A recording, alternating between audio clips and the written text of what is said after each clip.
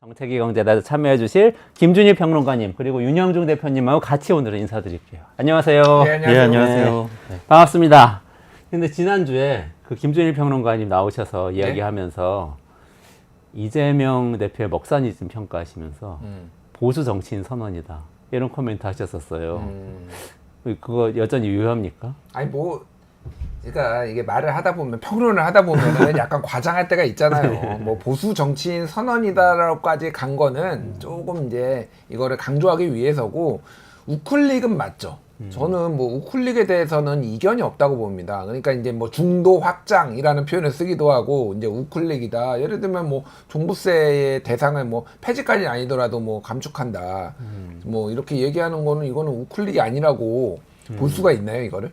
그게 우클릭이 그럼 나쁜 거냐? 저는 그렇게 보지 않아요. 예전에 이재명이 얘기했던 뭐 대동세상 뭐 이런 거 있잖아요. 그거보다 훨씬 낫다, 제가 보기에는. 아니, 뭐 억강부약 대동세상 이거보다는 훨씬 저는 낫다고 봐요, 개인적으로. 예. 애국 보수이시니까. 저는 진짜 절묘한데 뭐냐면은, 자, 보십시오. 제가 장성철 소장이랑 나올 때는 지금 윤영중 대표 자리에 앉아요. 아, 맞아. 왜 그러냐면은, 여기 화면에 보시면 되지만은, 좌파야, 내가.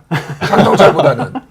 그런데 여기에서 지금 이 자리는 내가 이 자리에 앉았잖아요. 화면으로 보면 내 오른쪽에 있잖아요. 윤영중보단 내가 우파인 거야, 그러니까. 이게 절묘하게 제작진이 이렇게 배치를 한 게 아닌가. 의도는 못 들어봤는데 맞는 것 같아요, 제가 스튜디오 들어올 때 이쪽에 앉으려고 하니까 제 자리 여기라고 안내해 주시죠. 그러니까요. 맞아요. 네. 의도가 있는 거. 제가 한번 물어봐야 그 되겠는데. 윤영준은 극좌파.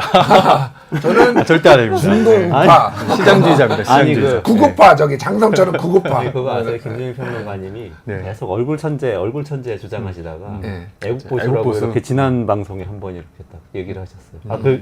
윤 대표님도 제가 별명을 한번 생각해봤는데 네, 기대하고 있습니다. 정생남 어때요? 정생남. 정생남. 뇌생남처럼 정책으로 그런 뜻이구나. 뭔가 정색한다 이런 뜻인 줄 뜻도 알고 있어요. 제가 정색을 좀 자주 하긴 그런 하는데. 뜻도 있고 정생남 윤영중 대표님 네, 알겠습니다. 어떻게 생각하십니까? 나쁘지 않은 것 같습니다. 이재명 대표는 보수 정치인이 되어가고 있는 걸까요? 저는 그렇게 생각하지 않고요. 지난 대선 때 큰 교훈을 얻은 것 같아요. 지난 대선 때 무엇을 주장했냐면 토지보유세를 주장하지 않았습니까? 그러니까 한 번도 있어보지 못한 정책, 그러니까 아주 이상적인 유토피아 같은 데서나 돌아갈 수 있을 법한 그런 정책적인 얘기들을 하시다가 아마 김대중 대통령의 그런 이제 그 아주 유명한 발언 있죠.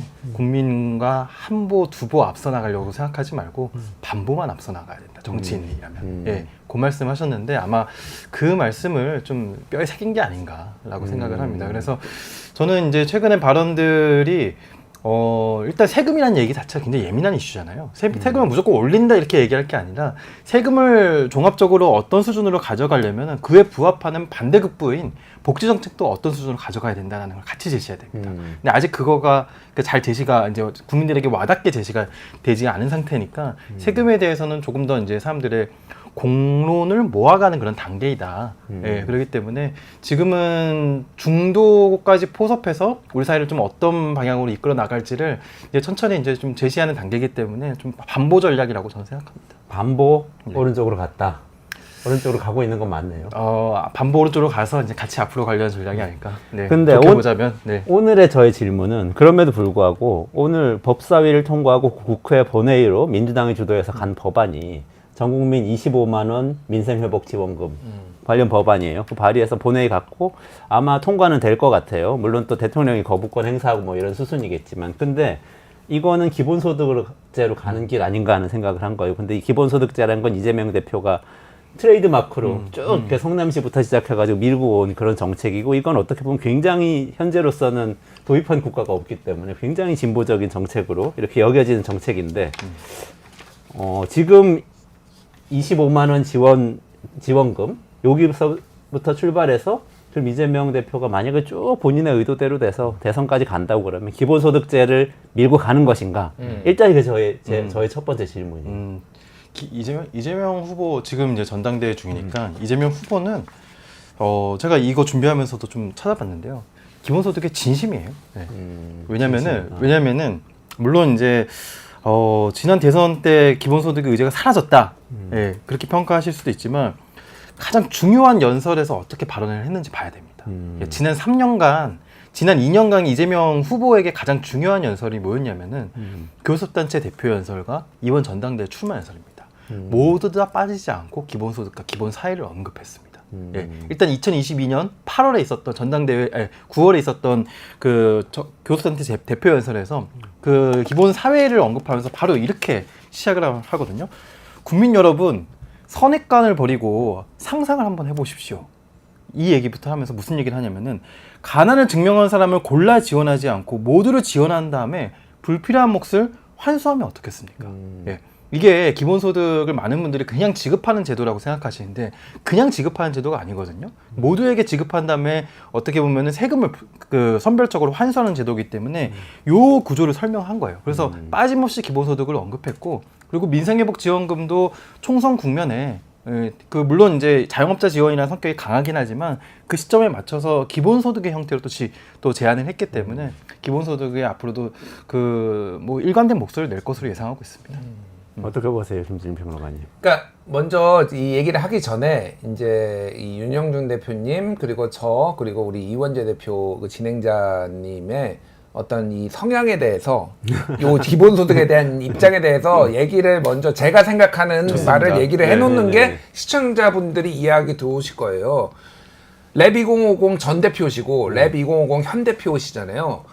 기본소득 그 실험을 경기도하고 같이 랩2050에서 한 적이 있어요. 그렇죠? 네. 기본적으로 그리고 두 분께서는 그 기본소득에 대해서 아마 우리나라에서 몇 손가락 안에 들 정도로 이해도가 높고 뭐 실무적으로도 일도 해보시고 기본소득에 대해서 약간 친화적이다라고 보고 저는 그 중에서도 윤영중 대표님이 좀 더 기본소득에 좀 더 친화적인 것 같다라는 생각이 들고 저는 기본소득에 굉장히 관심이 많고 제가 예전에 운영했던 뉴스톱에 기본소득과 관련해서 여러 가지 글도 전문가 기고도 하고 그랬는데 시간이 지나면 지날수록 약간 토마스 모어의 유토피아 같은 얘기다 이런 생각이 점점 많이 드는 약간 회의론자 쪽으로 돌아섰다라는 걸 이제 먼저 말씀을 드리고 오늘 그래서 토론이 되겠다 이제 이런 관심이 좋아요. 없거나 그런 게 아니니까 저도 네네네. 내용을 좀 아니까 자 먼저 전국민 25만 원하고 기본소득은 다른 거예요. 그거는 명확하게 할 필요가 있습니다. 물론 돈을 준다라는 의미에서는 비슷하지만은 기본소득은 그 뭐 5가지 전제 조건이 이제 보통 한 5가지나 6가지가 있잖아요. 모든 국민에게 모든 사람한테 주는 거고 대가나 조건이 없어야 되고 너 취업하면은 이 돈 안 줄 거야. 뭐 실업자한테만 줄 거야. 그런 거 아니잖아요. 동일한 금액을 현금으로 정기적으로 주는 거. 이거를 보통 이제 기본소득이라고 얘기를 했는데 전국민 25만 원 민생지원금은 25만 원을 한 번만 지금 일단 뭐 매달 주면 얼마나 좋겠습니까? 근데 워낙 나라 경제가 힘드니까 이쪽에 이제 그냥 돈 푸는 거예요. 그러니까. 그래서 이거 두 개는 달라져야 된다고 생각하고 하지만은 윤영준 대표님이 얘기했듯이 이재명 대표가 앞으로 대선 공약으로 이거를 할 거다라는 거에는 동의를 해요. 그러니까 이게 사이클이 있거든요. 사이클이 있는데 이제는 지난 대선 때는 기본소득에 대해 여론조사에 보면 인식이 안 좋아졌는데 다시 한번 이제는 이제 이게 좀 올라가는 사이클로 저는 탔다라고 보고 그래서 불리하지 않기 때문에 이재명 대표가 뭐 공약을 바꾸거나 말을 바꾼 거는 워낙 많지만은 이번에는 본인이 이제 말부를 바꿔서 좀 손해를 봤다라는 것도 있고 이번에는 딱히 불리하지 않다라고 생각을 할 거예요. 그래서 기본소득이 이거 계속 그러니까 기본 사회의 하위 개념으로 기본주거, 기본금융, 기본소득 이 세 가지를 이제 같이 밀 거라고 보고 저는 기본소득 뭐 좀 더 뒤에 더 얘기를 하겠지만은 기본소득은 조금 문제가 있다. 개인적으로 그렇게 이제 보는 바예요. 그러니까 두 가지는 조금 다른 것 같고 다만 전국민 25만 원은 지금은 줘야 된다. 이렇게 봅니다. 네. 아니, 말씀 주시니까 한번 좀 정리를 해보면 좋을 것 같아요. 지금 주신 말씀이 보편적 기본소득은 모든 사람한테 계속 매월 얼마씩 주는 거라고. 현금으로 주는 거. 상품권 네. 깡 이렇게 안 하게. 가난한 사람 더 주고 뭐 부자는 덜 주고 이런 거 아니고 다 똑같이 주는 거고. 원칙은 그런 거죠. 원칙은. 예, 대전제는. 그렇게 예. 돼 있다고 말씀하셨는데 전국민 25만 원 지원 민생회복 지원금은 지금 다른 거죠. 발의된 법안이 정확히 어떤 거죠? 지금은 전 국민에게 지역 카페 형태로 25만 원에서 35만 원까지, 그러니까 소득계층 하위 계층에게는 더 주는 방식으로 이제 지역 카페를 통해서 지급한다라는 내용을 담고 있습니다. 아주 단순한 내용입니다. 네.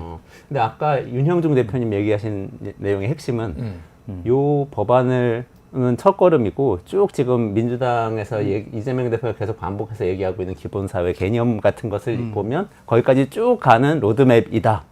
이렇게 얘기를 한 거예요. 그래서 저는 아까 그건 클릭한 거하고 이거하고 상충되는 거 아닌가 이런 생각도 좀 들고. 일단 그건 그러니까 이 정책이 마중물이 되려면 일단 저는 민생회복지원금도 마중물이 될 수 있지만 마중물은 일단 재난지원금이 했다고 보거든요. 일단 모든 사람들이 현금을 코로나 때. 코로나 때 모든 사람들이 그 지역 카페나 뭐 신용카드 포인트나 현금의 형태로 다 지급받아 본 경험이 있잖아요. 또 그걸 소상공인들에게서 이제 소비를 해본 경험이 있었고요. 이게 정기성, 기본소득의 모든 요건 중에서 정기성만 탈락하는 것이거든요. 정기성만 이제 해당이 되면 기본소득이 되는 것인데 정기성은 정기적으로 지급. 예, 정기적으로 지급하는. 그러니까 정기적 재난지원금 한 번만 지급한 거니까 정기성이 아닌 거고. 맞죠. 네. 이번에 민생회복지원금도 이제 정기성이 이제 탈락한 기본소득이라고 볼 수 있는데요. 정기성이 들어가느냐 안 들어가느냐의 차이는 이거 기본소득이 되느냐 안 되느냐의 차이인 겁니다. 말 그대로. 근데 기본소득 정기성이 들어가려면 기본소득의 재원이 마련돼야 됩니다. 그러니까 매년 지급될 수 있는 기본소득의 재원이 마련돼야 되고요. 여기에 대해서는 지난 대선 때는 주로 이재명 후보가 많이 제시를 했었던 거는 탄소세 그리고 토지 보유세였는데요. 근데 아마 지금 국면과 차기 대선에서는 이제 그 재원에 대한 내역이 좀 달라져야 될 것으로 보입니다. 만약에 이게 좀 현실성을 가지려면요. 예. 지금 그 재원에 대한 얘기가 사실 말씀하셨던 코로나 때 재난지원금이나 이번에 민생회복지원금 같은 경우는 재원을 뭐 별도로 막 논의하진 않잖아요. 지금은 예. 한 거고 나중에 이제 재원을 추경하는 거죠. 그러니까 추경시키는. 제가 나름대로 제안을 하는 여태까지 윤석열 정부가 감세를 많이 했으니까 감세를 일부 축소만 해도 충분히 그 재원 나온다는 겁니다. 그러니까 제 질문은 어떤 정책을 할 때 우리가 재원을 무슨 세금을 새로 만들어서 해야 된다 이런 얘기를 보통은 하진 않잖아요. 어떤 정책을 하면 일반 회계에서 전체적으로 세금 전체를 걷어서 그 통 안에서 쓰는 거이고 만약에 큰 정책이 하나 들어오면 아마도 뭐 국채를 더 발행하거나 아니면은 있는 세금의 세율을 올리거나 공제를 없애거나 이런 식으로 늘려야겠구나 이렇게 생각하는 거지. 네. 그냥 뭘 한다고 뭐 정책 하나 한다고 세금 하나 새로 만들고 이런 건 아닌데 기본소득제는 약간 지금 말씀하신 것처럼 그런 경향이 좀 있는 것 같기는 해요. 기본소득은 그런 다릅니다. 네. 왜 다르죠? 이거는 그냥 하나의 복지 정책을 도입하는 것 이상의 의미이고 모든 사람들이 다 그 경험을 하는 정책이기 때문에 그에 또 재원 규모가 또 뭐 워낙 막대하거든요. 그래서 그것에 맞는 나름의 그 지속 가능한 재원 대책이 있어야 합니다. 그러니까 저는 오늘 얘기가 좀 섞이면 안 되는 것 같은 게 일단은 전국민 25만 원 얘기를 먼저 하고 뭐 이거 일단 짚고 두 가지는 저는 다른 거라고 보기 때문에 왜 다르냐. 그러니까 전국민 기본소득을 얘기를 하면서 경기 부양이나 경제 얘기를 하지 않아요. 그거 왜냐하면 계속 지급을 하는 건데, 근데 이거의 지금 목적은 자영업자 다 죽으니까 지금 이거 수혈을 해야 되는 거잖아요. 성격이 달라. 그러니까 현금과 상품권이지만 현금이라고 퉁치고 그냥 현금을 준다라는 거에 빼놓고는 아예 목적 자체가 다른 거예요. 그러니까. 다만 이제 돈 맛을 이제 보는 거지. 그러니까 아까 전에 되게 마중물 역할을 했는데 저는 그걸 돈 맛이라고 보거든요. 일단 내 주머니에 묻지도 따지도 않고 100만 원이 꽂혔을 때에 이거를 쓸 때의 어떤 쾌감이라든지 효능감이라든지 이런 거를 이제 사람들이 알아버린 거지. 오늘 그래서 어제 이제 오늘 언론 보도 나온 거 보면은 국민의힘에서 이거 가지고 논의를 했는데 조경태 의원이 야 이거 무조건 반대만 하는 게 맞아? 야 내가 지역민들 얘기 들어보니까 기대를 많이 하더라. 이런 얘기를 했다네. 어제 의총을 했는데 그 얘기를 했다라는 거예요. 그러니까 사실은 그거는 뭐냐면은 이제 일반 주민들 입장에서는 이미 아까 얘기했던 그 마중물의 역할로 효능감이 생긴 거예요. 이 돈을 받았을 때 내가 어떻게 이거를 쓰고 어떻게 계획까지 뭐 세우신 분들도 있겠죠. 근데 이제 기본적인 컨셉은 어쨌든 전국민 25만 원은 경기 부양을 위한 거다. 뭐 경기 부양 아니면 이제 수혈, 링거 맞기 뭐 요 정도기 때문에 요 두 개는 저는 분리해서 보는 게 맞다라고 일단 보는 게 오늘 계속 토론이 안 될 것 같은데 저도 똑같이 생각해요. 이거 기본소득 반대해도 민생회복지원금은 해야 된다고 생각하거든요. 마찬가지로 탄소 배당도 마찬가지인데 기본소득 반대해도 탄소 배당 해야 된다고 보시는 분들이 꽤 있거든요. 그게 이제 마찬가지 이유인데 탄소 배당은 기본소득 때문에 지급하는 게 아니라 탄소의 배출량을 줄이려고 지급하는 거고 민생회복지원금도 기본소득 하려고 하기보다는 지금 시기에 맞기 때문에 해야 된다는 겁니다.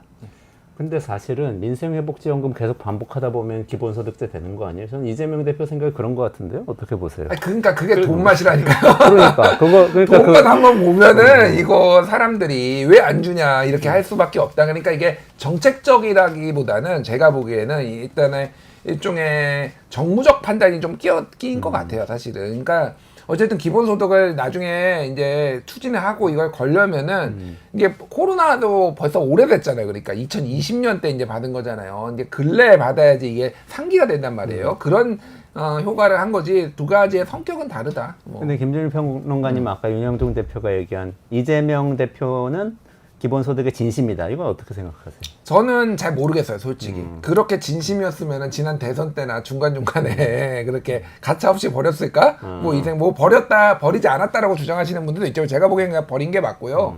그러니까 그냥 유불리에 따라서 그렇게 했던 것 같은데 기본소득이란 개념 자체가 이제 이재명이 제일 처음에 들어왔는지는 모르겠으나 이재명이 유력한 정치인들 중에서 가장 초반에 강하게 밀고 간 거는 맞아요. 본인의 트레이드 마크가 된 거잖아요. 그러니까 이거를 이제는 버리는 것이 조금 어려워진 것도 있는 것 같아요. 그리고 제가 말씀드렸지만은 이게 사이클이 있는데 그 부동산 가격 폭등하고 막 이럴 때 기본소득을 얘기를 하는 것과 지금은 좀 다른 것 같아요. 지금은 약간 빈곤층들 굉장히 늘어나고 있고 사실은 이게 좀 절실한 분들도 사실 있거든요. 뭐 양극화가 이제 뭐 훨씬 심해졌잖아요 지금. 나라 망할 것 같아요 제가 보기엔 지금 윤석열 정부 때문에. 그러니까 뭐 어쨌든 그러기 때문에 지금은 이게 좀 잘 먹힐 수가 있겠다 뭐 그 생각은 해요. 다만 이제 이거는 찬반이 워낙 극명하게 갈리는 거라서 논쟁을 뚫고 나가야죠. 네. 그러니까 일단 정리를 해보자면 일단 김준일 평론가님은 전국민 재난지원금 오케이 경기 살리는데 효과가 있을 것 같다.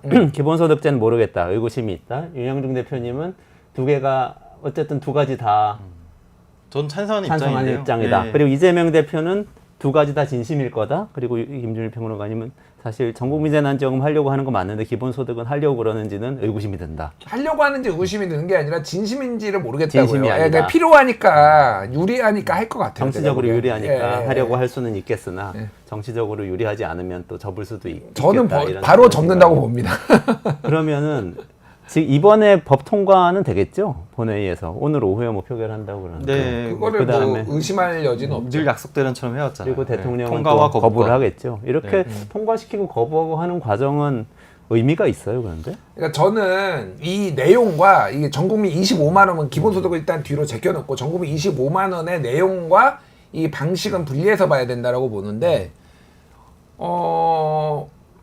법을 입법을 해가지고 전 국민한테 25만 원씩 주는 거는 좀 반대입니다.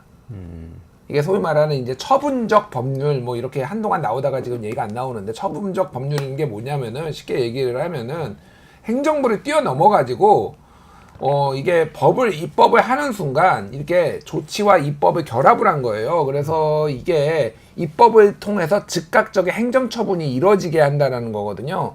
근데 처분적 법률을 쓰기 시작하면은요 행정부가 무력화돼요. 그러면 입법부가 야 이것도 뭐 이것도 해 저것도 해 하면서 이거 다 그럼 뭐 검경 수사권 조정도 처분적 법률로 해버리죠 그러면은. 그러니까 이게 지금 저는 우리나라 경제가 굉장히 시급한 상황이라는 걸 인정을 합니다. 시급한 상황인데 이게 저는 한 외환위기 정도 되면은 저도 처분적 법률 뭐 이게 진짜 당장 무슨 돈을 투입하지 않아가지고 나라가 쓰러질 것 같다 망할 것 같다. 제가 아까 전에 망할 것 같다고 하지만은 서서히 망해가고 있어요. 그러니까 빠르게 망하는 게 아니기 때문에 처분적 법률로 하는 게 아니라 이거는 결국은 행정부를 설득을 해야죠. 이 방식에 대해서는 좀 반대. 하지만 내용은 찬성 이렇게 정리할게요. 네, 뭐 처분적 법률의 방식이 뭐 옳냐 그르냐 뭐 끄트머리 말씀하셨지만 그것 자체를 따지는 것 자체는 큰 의미가 없을 것 같고요. 결국에는 예산 편성권은 정부가 가지고 있고 그리고 야당은 다수당으로서 지금 민생에 나름 책임을 지려는 것이잖아요. 저는 이재명 후보가 전당대회에서 이제 그 어떻게 될지 모르지만 아직 어떻게 될지 모른다고 말씀드리기 정확하게는 뭘 어떻게 될지 몰라. 되는 거죠. 네. 90%에서 89% 되겠지. 그렇다면 민생회복 지원금을 가장 적극적으로 주장한 이재명 후보와 저는 이제 국민의힘의 한동훈 대표가 한번 디베이트를 한번 해보는 것도 방법일 것 같아요. 이게 정부가 나서야 되는 거잖아요. 집권 여당으로서 제가 정부 쪽에서 1대1 디베이트를 했으면 좋겠는데 누구를 이렇게 맞상대로 세워야 될지 도저히 생각이 안 나더라고요. 그래서 성태현 실장이나 해야 되는데 성태현 급이 좀 안 맞는 것 같고, 그래서 두 분이서 한번 정책 디베이트를 해라라는 그런 그 아이디어를 좀 던지고 싶고요. 이거는 결국 정부가 나서야 되는 일이에요. 그래서 정부가 나설 수 있게 그 이재명 후보가 예전에는 전 국민만 고집하다가 이제 차등적 지원도 가능하고 선별 지원도 좀 타협할 수 있다까지도 얘기했잖아요. 그렇다면 정부가 자영업자 지원이 필요하다는 공감대가 있다면 꼭 이 정책 아니더라도 뭔가를 하려고 나서야죠. 그리고 뭔가를 하려고 나설 때 야당에서도 타협하겠다는 의지를 보였기 때문에 저는 이런 식으로 지금 처분적 법률을 하는 게 맞느냐 안 맞느냐 이런 논쟁은 사실 좀 불필요하다고 보고요. 진짜 필요한 논쟁은 여야 간에 그리고 정부와 야당 간에 그 진짜 필요한 정책을 찾는 논쟁이죠. 그걸 더 늦기 전에 해야 한다고 봅니다. 그러니까 어쨌든 국회에서 입법을 통해서만은 이게 그냥 25만 원 지급하는 행위까지 가기는 좀 어렵다는 게 두 분. 그러니까 대통령이 전체적으로는. 거부권을 행사를 안 하면 할 수도 있겠죠. 논쟁이 있지만은 뭐 어쨌든 법이 통과되고 뭐 발효가 되면은 또 어차피 안 되잖아요. 근데 예를 들어서 조경태 의원 같은 사람들이 나서가지고 국회에서 그냥 통과를 시켜버리면은 그러면 어떻게 되냐 하는 의문을 들잖아요. 국회 정부와의 관계. 일단은 여야 관계가 아니고. 제2요구권 거부권 행사한 다음에 무기명 투표할 때 그게 가능성을 뭐 배제할 수는 없지만은 소위 말해서 이제 192대 8인데 개혁신당도 반대예요 이거는. 그러니까 뭐 이제 뭐 보수라서 반대하는 거지 뭐 전체적으로 뭐 이런 스탠스가 있기 때문에 통과하기 어려워요. 아니 지금은 이거는 재표결에서 가결이 된다고 하더라도 정부가 예산 편성 안 할 거예요. 위헌 법률 신청할 거고요. 위헌 소송까지 가게 되는데 시간이 한참 걸립니다. 25만 원을 받기는 어렵겠다. 일단 그거네요 결론은. 그러니까 어쨌든 뭐 이거는 정치적인 계산이 있는 거예요. 나쁜 의미의 정치적인 게 아니라 어쨌든 민생을 민주당이 이렇게 생각하고 이재명이 생각한다. 정부가 지금 방해를 하고 있다. 뭐 이런 이제 프레임을 만드는 거예요. 근데 방금 얘기했지만은 그러니까 저는 될 수도 있다고 보는데 한참 걸릴 거 아니에요. 그러면 이게 무슨 실효가 있냐? 지금 당장 지급을. 그러니까 이건 협상으로 풀어야 되는 거예요. 그러니까 그래서 처분적 법률을 우리나라에서 그러니까 더 반대할 명분만 주는 겁니다. 처분적 법률은 별로 의미 있는 게 아니고 이 거부권 행사 때문에 그렇다니까요. 처분적 법률 때문에 거부권을 행사할 명분이 더 세지는 거예요. 거부권 때문에 처분적 법률까지 검토하게 된 것이죠. 사실상 왜 이런 것까지 검토를 하게 되었겠어요. 거부권 같은 거부권은 이런 식으로 행사라고 준 게 아니잖아요. 그러니까 대통령에게 주어진 권한 중에서 극히 절제해서 사용해야 될 권한이 딱 두 개 있어요. 사면권이랑 거부권이거든요. 저는 대통령의 무분별한 15번의 지금까지 그리고 앞으로 이제 더 늘어날 텐데 제가 말하는 거는 거부권 행사하는 건 저는 되게 반대예요. 근데 처분적 법률에 대해서 거부권 행사할 수 있다고 봅니다. 그러니까 저는 이거는 중요한 문제라고 봐요. 그게 안 중요한 문제라고 말씀하시는데 알이 먼저냐 얘기인데. 이건 중요한 문제라고 봐요. 민주당이 정부랑 타협할 수 있는 협의를 할 수 있는 상황이었으면 처분적 법률 자체를 생각하지 않는다니까요. 그럼 만들어내야지. 그거 왜 무조건 저도 정부 비판 많이 하지만은 정치력이 지금 민주당 없는 거 아닙니까? 아무것도 못 해내는 이거는 문제가 있는 거예요. 그러면은 정치력이 있으려면 어떻게 제가 제안 드립니다. 정치력이 있으려면 어떻게 해야 되냐면은 예산은 심의를 안 하면 돼요. 준예산 사태가 발생하거든요. 그러면 거부권 정도를 생각하기가 좀 어려워지게 되고 실질적으로 야당과 타협할 만한 그런 명분이 있어요. 근데 만약에 야당이 그 정도로까지 나섰을 때 과연 국민적인 동의를 얻을 수 있을까요? 그러니까 그런 고민을 하게 되는 거죠. 그러니까 국회가 사용할 수 있는 정부를 정말 올가맬 수 있는 최대한의 권한이 무엇인가를 한번 생각해 볼 필요가 있는데 정부가 이렇게까지 나서니까 야당은 진짜 뭘 해야 될까? 그래서 가장 극단적인 거. 결론이 이런 것 같네요. 제가 정리를 해보자면 어쨌든 처분적 법률을 만들어도 행정부가 안 하겠다는 정책을 실행할 수는 없다. 그렇죠. 두 분 다 그런 생각이죠. 버티겠죠, 그러니까. 모든 정책적 사안들을 사법화하는 거예요. 이걸 헌법재판소에서 판결한 게 없으니까 이게 다투게 되고 이렇게 된다는 거죠. 그러니까 가급적이면 근데 여기서 차이는 김준일 평론가님은 야당이 행정부를 좀 이렇게 존중해서 계속 대화를 해서 협상을 해야 돼요. 협상을 좋을 것 같다 이런 생각이신 거고 처분적 법률안 내는 것도 협상의 일환이다 이렇게 생각하시는 거잖아요 지금. 좋습니다. 근데 뭐 전 실망이에요. 25만 원을 못 받는다는 거네요 결국은. 올해 안에 못 받고. 근데 그러면 이재명의 민주당 얘기를 좀 제가 돌아가 볼게요. 이재명의 민주당이라고 제가 일부러 말씀드리는 거는 이번에 당 강령 바꾼다는 얘기가 있잖아요. 정당에서 당 강령은 모르겠어요. 중요하다는 분도 있고 중요하지 않다는 사람들도 있어요. 근데 어쨌든 저는 장기적으로 보면 이게 서서히 구현이 돼 간다고 보거든요. 특히 민주당처럼 전통이 오래된 정당은 예를 들어서 뭐 경제민주화 하겠다 이런 거 당강령에 걸면은 서서히 계속 해서 그 목소리를 낸단 말이죠. 10년 동안, 20년 동안 뭐 그런 효과가 있기 때문에 이번에 기본사회를 당강령에 반영하겠다는 얘기가 나온 거는 좀 의미가 있지 않나 이런 생각이 들던데 어떻게 보세요? 예, 아마 제가 양대 정당의 강령을 읽어본 아주 드문 사람에 제가 속할 건데요. 그 놀랍게도 지금 기본소득이라는 단어 자체가 그 어느 정당의 강령에 들어가 있냐면은 국민의힘 강령에 들어가 있어요.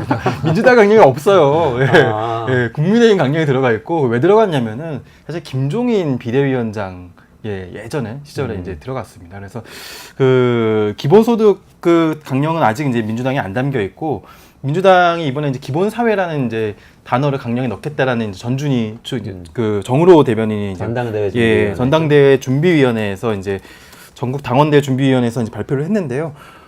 저는 한국의 정당 강령만큼 의미 없는 강령이 없다라는 이제 생각을 그동안 해왔는데. 지금 기본사회 또 아무리 이제 논쟁적인 얘기를 담기 위해서는 토론이 필요합니다. 예, 그래서 논쟁적인 사안을 담는다 안 담는다 그게 중요한 게 아니라 그 담기 위한 앞으로의 프로세스가 굉장히 중요하거든요. 그래서 그 프로세스를 적절하게 좀 거친다면은 이런 시도는 상당히 의미 있다. 근데 앞으로 어떤 프로세스를 거치냐가 좀 관건이다라고 볼 수 있을 것 같습니다. 기본사회 개념이 뭐예요? 그거 잠깐 설명해 주시고 그러면 뭘 담는다는 건지를 알아야 되니까. 문제는 기본사회라는 개념 자체가 지금 만들어지고 있는 개념이라는 겁니다. 그래요? 네. 기본사회의 개념을 이게 아직 학술적인 개념은 아니거든요. 그래서 지금 학계에서 기본사회란 딱 무엇이 기본소득처럼 이제 수십 년간 이렇게 개념이 정립된 개념은 아니고 이재명 후보가 기본소득을 주장해 오다가 일단 이제 꼭 기본소득뿐만이 아니라 우리가 그 경제적 그 기본권이라고 표현을 한다면은 아주 최소한의 삶의 수준을 의미했는데 그 최소한의 삶의 수준만 얘기를 하다 보니까 가장 어려운 사람들만 그 복지 정책에 해당되는 그런 문제들이 발생했습니다. 근데 기본소득의 정신은 그 가장 어려운 사람들에게만 그런 경제적 기본권을 제공해 주는 것이 아니라 좀 더 보편적인 기본권을 좀 제공해 준다는 것이잖아요. 그렇기 때문에 전 국민이 기본적인 삶의 수준을 유지해야 한다라는 게 기본사회의 정신이고, 그래서 기본사회의 그 정신에 부합하는 여러 이제 분야들을 얘기를 했을 때는 보통은 이제 소득, 주거, 교육, 금융, 그리고 이제 에너지, 의료 이 정도를 좀 포괄하고 있습니다. 네. 소득뿐만 아니라 다른 영역에서도 기본적인 것은 국가가 개인에게 다 보장해 줘야 한다 이런 그게 얘기를 어느 수준인지는 이제 토론이 필요한 거죠. 예. 그러니까 저는 이거를 한국판 요람에서 무덤까지로 봤어요. 그러니까 기본 사회란 개념이 없고요. 없어요, 그냥. 만들어낸 거예요. 베이직 소사이어티 영어로 이런 건 없는 것 저도 같아요. 지금 그래서 검색도 해보고 아까 전에 그랬는데 없어요, 그런 거. 그냥 없어. 그러니까 이거는 이제 기본소득을 확장한 거고 아까 뭐 말씀하셨지만은 이게 민주당에서 올해 3월 달에 이제 기본사회 5대 정책 발표를 했는데 뭐였냐면은 0세부터 노인까지 기본 삶을 보장하겠다. 이게 이제 핵심이거든요. 이게 요람에서 무덤까지 하고 똑같은 거잖아요. 그러니까 북유럽의 이제 복지 어떤 큰 틀에서의 그러니까 캐치프레이즈 같은 거잖아요. 그러니까 한국판 요람에서 무덤까지예요. 그러니까 이거가 예를 들면은 이제 태어나서부터 출생소득도 준다고 하지, 기본주택 준다고 하지, 무상교육, 뭐 간병지원, 경로당에서 점심 주기 뭐 이런 거니까 모든 세대에 필요한 사람한테 복지를 주겠다. 그러니까 뭐 한국판 복지국가 선언이라고 저는 이제 읽었는데, 뭐 좋습니다. 아니 뭐 좋은 건 좋은 건데 이제 구체성을 어떻게 할 것이냐고 재원을 어떻게 할 것이냐 뭐 이 정도가 될 것 같아요. 결국은 그래서 이제 전선이 이제 정책적인 전선이 아마 조금 그거지겠다. 왜냐하면은 지금은 이 정부는 역동경제인데 그거는 이제 곧 쓰레기통에 들어갈 거고요. 역동경제는 차기 이제 내용이 없잖아. 지금 나오는 게 없잖아. 지금도. 그러니까 그거는 이제 금방 폐기될 거고. 왜요? 종부세도 있고 상속세도 있고 지금. 역동경제 내용은 감세. 상속세 감세를 그건 통한 그건 나중에 역동경제. 얘기하고 어쨌든 다 차기 대선에 나오는 사람이 역동경제를 들고 나올 수는 없잖아요. 그러니까 그렇죠. 그건 윤석열 거잖아. 뭐 한동훈이 나오면은 이 기본사회와 대비되는 거를 이제 예를 들면은 오세훈은 안심소득이다. 안심소득으로 내가 이게 낫다 이렇게 주장을 하고 있고 그거는 이제 기본소득과 대비되는 이런 거고 다른 방식의 이제 이런 뭐 복지 정책 이런 것들을 들고 나오겠죠. 뭐 그런 선언적인 의미에서 이제 의미가 있는 것 같아요. 제가 보기엔 이거는. 네. 그러니까 뭐 그럼 그냥 보편적 복지 그러면은 사실은 뭐 그거 아주 새로운 건 아니고 그동안 민주당 계열의 정당에서 이렇게 쭉 진보 정당 포함해서 이 범진보 진영에서 계속 주장해 오던 바이긴 하잖아요. 그거의 연장선상이다. 근데 사실 기본소득이 거기 추가된 게 새롭다는 거는 맞긴 맞네요. 학계에서 기본소득과 좀 짝을 맞춰서 많이 논의되던 개념이 기본 서비스였습니다. 예, 그래서 사회 서비스의 여러 항목들을 기본적인 수준까지 가야 한다라는 이제 그런 내용들이 좀 논의가 되었거든요. 근데 기본 사회는 기본 소득 플러스 기본 서비스 그 개념을 좀 더 이제 앞으로 발전시켜야 할 개념, 발전시킨 개념은 아니고 쉽게 말하면은 뭐 무상 교육이든지 무상 의료라든지 이런 방식으로 모든 사람한테 주는 복지를 가난한 사람만 주는 복지 말고 모든 사람한테 주는 복지를 더 확장해야 된다. 네. 더하기 기본소득 이렇게 되는 것 그렇게 같은데. 이제 개념화하고 있습니다. 근데 최근에 이 기본소득에 대해서는 좀 그 샘 알트만이 했던 기본소득 실험 결과도 네, 발표됐고 네. 또 경기도에서 아까 실험하고 있다는 거 말씀도 주셨는데 유영수 대표님 거기 관련도 네. 있으셨고 한데 그걸 한번 쭉 정리해 주시고 기본소득 얘기를 좀 하고 그 다음에 방금 차기 대선 아젠다 말씀하신 그럼 차기 대선 아젠다가 이게 될 건가 거기까지 얘기를 한번 오늘 하고 그 얘기가 정리해 다 할 수 주시고. 있나요?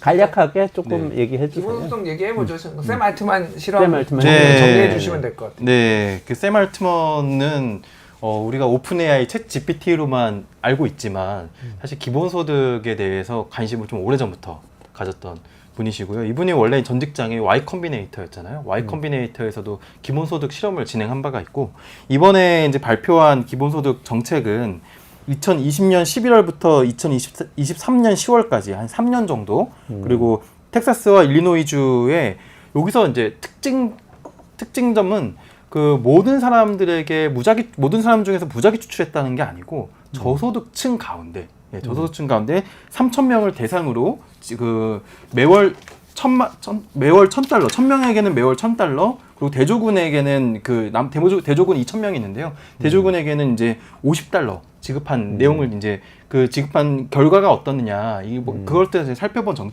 그 결과가 이번에 나왔습니다. 그래서 이번에 나와서 이제 좀 화제를 모았는데요. 일단 국내의 전반적인 반응은 기본소득 지급해 봤더니 별로 효과 없더라.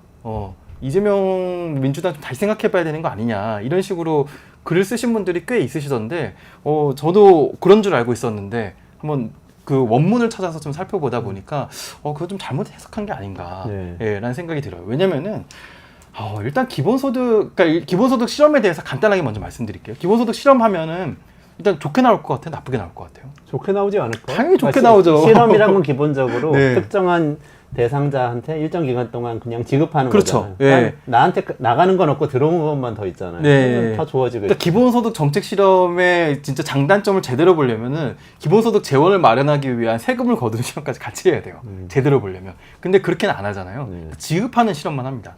지급하는 실험 중에서 유일하게 나빠질 거라고 보는 지표는 뭐냐면요. 노동입니다. 고용, 근로시간. 근데 이것도 일을 덜 한다. 보기에 따라서는 달라요. 그러니까 일을 덜 하는 것을 나쁘게 볼 수도 있지만 또 그걸 그렇게 나쁘게만 볼 수도 없거든요. 덜 하는 시간 동안 무엇을 할 것이냐 뭐 이런 것들을 볼 수 있는데요. 이번에도 예상 가능하게 모든 지표들이 다 좋아졌고요. 나쁘게 나온 지표는 근로시간이 줄었다는 겁니다. 그래서 근로시간이 평균 주당 1.3시간이 줄었고요. 근데 이제 아까 말씀드린 첫 시작된 시기가 2020년이었잖아요. 그래서 그때 그 수혜자군, 대조자군 다 실업률이 엄청나게 높았거든요. 그래서 이 사람들이 지난 2, 3년 동안 다 고용률이 급증했는데 급증한 비중이 그래도 수혜자군이 조금 더 낮았다가 그나마 이제 나쁘게 나왔던 결과입니다. 근데 여기 그 시간 동안 뭐 했느냐 또 좀 따져봐야 되는데요. 이 정도 일단 설명드리고 더 이제 다른 부분도 설명드리겠습니다. 근로시간이 줄어들었다. 그 부분이 지금 우리 언론에서 많이 얘기하고 있는 그런 비판하는 지점인 거죠. 그런데 근로시간 줄은 게 나쁜 거냐 지금 이런 말씀하신 거고. 그러니까 이게 전제 조건을 잘 봐야 돼요. 왜냐하면은 예전에 이제 이렇게 좀 큰 단위로 이거 실험을 한 게 이제 핀란드에서 2019년에 발표한 거 한 번 있었고요. 그리고 이번에 이제 샘 알트만이 한 건데. 자, 전제 조건이 있습니다. 자, 샘 알트만은 오픈 AI 지금 CEO인가? 뭐 의장인가 그래요. 창업자예요. 돈이 많잖아요. 3년 동안 지 돈을 800억을 써가지고 실험해봤어요. 나는 다른 게 부러운 게 아니라, 야, 800억을 막 써도 되는구나. 부럽다. 이게 제일 부러웠어. 자기 혼자 낸 건 아니고 오픈 AI 같이 냈어요. 그러니까 오픈 AI라는 거에 주목을 해야 돼요. 왜 그러냐면은, 자, 오픈 AI의 개념이 뭐냐? 챗 GPT 같이 AI가 이제 활성화되고 그러면은 이 일자리를 대체할 거라는 거예요. 그러면은 우리가 남는 시간에 이제 뭐로 할 것이냐? 부는 AI가 다 만들어 줄 거야. 그러면은 뭐 100%는 아니더라도 노동은 이제 해야 되지만 특히 이제 육체 노동 같은 거는 오히려 해야 되지만은 정신 노동이나 이런 거는 AI가 더 잘하니까 이제 노동 시간 줄어들고 여기에서 부를 창출할 때니 여기에서 이제 할 것이다. 그러니까 재원이를 아까 이제 말씀하셨는데 기본적으로 컨셉이 미래의 유토피아적인 상황을 어느 정도 간에 좀 지나가지고 AI가 다 대체를 해가지고 더 이상 노동을 많이 하지도 않아야 되는 상황에서 돈을 주는 것과 안 주는 것과 이게 비교를 해보는 거, 실험을 해보는 거, 이런 거잖아요. 옛날 얘기해볼게. 핀란드 때 2019년에 발표된 그거는 내용이 뭐였냐면은 핀란드의 우파 정부가 실험을 했어요. 그래서 실업자한테만 실험을 했습니다. 당시에는 그러니까 우파 정부가 관심이 있었던 건 딱 하나예요. 어차피 실업급여 나가는데 얘들한테 이거를 그 기본소득이라고 한번 줘보면은 얘들이 일을 더 구직 활동을 열심히 할 것인가, 실업률이 낮아질 것인가, 뭐 이런 거를 실험을 해본 거죠. 그래서 이게 반드시 기본소득이 꼭 좌파의 생각이다, 이렇게 좀 오해하시는 분들인데 그런 것도 아니에요. 그러니까 우파도 관심 있고 좌파도 관심 있고 관심의 포커스가 다른 거. 좌파는 해피니스, 생활의 웰빙 뭐 이런 거가 좀 더 관심이 있으면 우파는 야 실업률 낮아져 이거? 야 뭐 더 뭐 나아지는 지표가 나아지는 거 있어? 뭐 이런 거에 이제 관심이 있는 그 차이가 있는 거인데, 자 이번에 샘 올트만의 이 결론을 보면은 저는 기본소득 그룹이 주당 1.3시간 적게 일했어요. 그러니까 사실 저는 이게 큰 의미가 있나? 예를 들면은 주 52시간 일하는 그룹과 주 50시간 뭐 30분 일하는 그룹과 이게 큰 의미가 있나? 뭐 그 생각은 들어요, 사실은. 그런데 제가 더 이제 눈여겨봤던 거는, 자 기본소득을 받은 사람은 얘들이 그러니까 1,000달러를 받았으니까 대략 이제 우리나라 돈으로 한 138만 원 뭐 이 정도 받은 거죠. 근데 이제 달러로 얘기할게요. 기본소득 그룹은 연 5만 970달러, 5만 1,000달러 정도 벌었고요. 주로 이제 이거 주가 아니 연이구나, 연. 그리고 네. 대조 그룹은 4만 5,710달러를 벌었어요. 그러니까 기본소득 그룹이 더 벌었잖아요. 그런데 실제 받은 게 있잖아요. 1,000달러씩 받았으니까 12,000불을 빼야 되잖아요. 그러면은 그냥 일한 사람들이 더 많이 벌었다라는 거예요. 그러니까 쉽게 얘기를 하면은 기본소득을 받으니까 내가 구직 활동 열심히 안 해도 되고 시간을 가지고 내가 생계에 몰려가지고 막 구직 활동하고 좋지 않은 일자리가 아닌 거친 일자리나 급여가 낮은 일자리를 굳이 안 해도 되는 사람들이 늘더라. 그러네요. 그러면은 네. 어떻게 돼요? 행복도가 증가하죠. 당연히. 그러네요. 당연히 생계에 몰리지 않으니까 행복도가 증가하는 것도 당연하고, 그게 핀란드에서도 똑같았어요. 그때도 기본소득 고용효과를 보니까 고용률, 실업률 별 차이가 없어요. 이거 기본소득은 하나 안 하나 똑같아요. 근데 뭐가 가장 자존감이 높아졌대요. 기본소득을 받은 사람들. 그러니까 내가 수고리고 들어가가지고 막 뭐 이렇게 안 해도 된다라는 거야. 자, 그러면 이제 결론은 이겁니다. 제가 이거를 부정적으로 보는 이유가 일단은 그 전제 조건 자체가 재정 문제가 해결이 안 되는 진공 상태에서 지금 한 거잖아요. AI가 그러면 우리의 일자리를 다 대체하는 시간이 언제 올 것인가? 샘 알트만의 전제 조건, 재정을 투입해야 되는 문제면 그건 다른 차원이 돼버리는 거 하나. 또 하나는 그러면은 이 자존감과 해피니스를 위해서 이렇게 돈을 투입을 한다고? 쉽게 얘기를 하면은, 자 우리나라가 5천만 명의 기본소득 5천만 명이잖아요. 100만 원씩 한 달에 준다고 여기 130만 원이지만 비슷하게 설계를 해봐요. 얼마 듭니까? 한 달에 50조 원씩 들어요. 그러면은 1년에 600조 원이에요. 600조 원이면 우리나라 예산입니다. 1년 예산. 이거를 지금 돈을 어디서 가져올 것이며 어떻게 하겠다라는 거예요. 그러니까 제가 이거를 보면서 계속 느끼는 거는 더 많은 부가가치를 창출하거나, 이게 약간 우파적 시각이에요. 더 뭐 나은 지표가 개선되지 않는 이상 해피니스를 위해서 이렇게 많은 돈을 투입하는 거는 굉장히 문제가 있다, 이렇게 보는 거죠. 그러니까. 그렇군요. 예. 이 시점에서 그러면 아까 그 일정 뭐 시간 덜 일했을 때 그 시간 어디에 투입하는지 얘기 안 해주셨는데 아, 네. 그게 궁금하네요. 이게 일단 전제를 했잖아요. 좋게 나올 수밖에 없다. 좋게 나올 수밖에 없습니다. 그래서 뭐 여유는 지금도- 생겼다 치고 예. 그리고 재정 문제는 있어. 네, 그건 빼고 다 일단. 동의합니다. 다 동의하고 일단 100만 원씩 주기 어렵고요.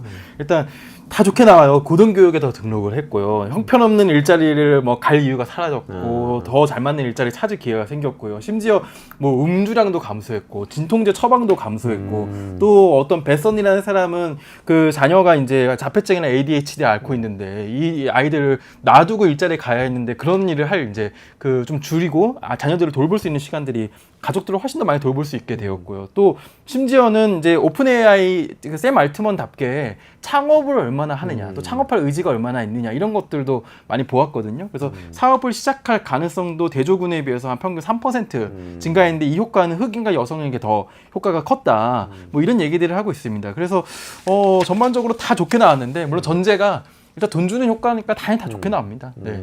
그러면 지금 김준일 평론가님 하신 비판에 대해서는 어떻게 생각? 그럼 돈을 준다고 생각하면은 이게 뭔가 경제적인 효과가 더 있어야 되는 거 아니에요? 이런 말씀하신 거예요? 그거는 이렇게 얘기할 수 있습니다. 그러니까 현대 정부에서 지금 우리가 복지에 쓰는 총량을 얼마로 할 것인가 그걸 결정해야 되는데 복지가 쓰는 총량을 보통 우리가 아주 선별해가지고 필요한 사람들한테만 복지를 준다라고 하면은 효율적으로 복지 체계가 돌아가고 그들에게 충분한 복지가 될 것 같은데 이상하게도 전 세계 통계를 내보면은 아주 선별을 심하게 하는 나라일수록 그 선별을 받는 사람들이 복지를 받는 양도 적다는 거예요.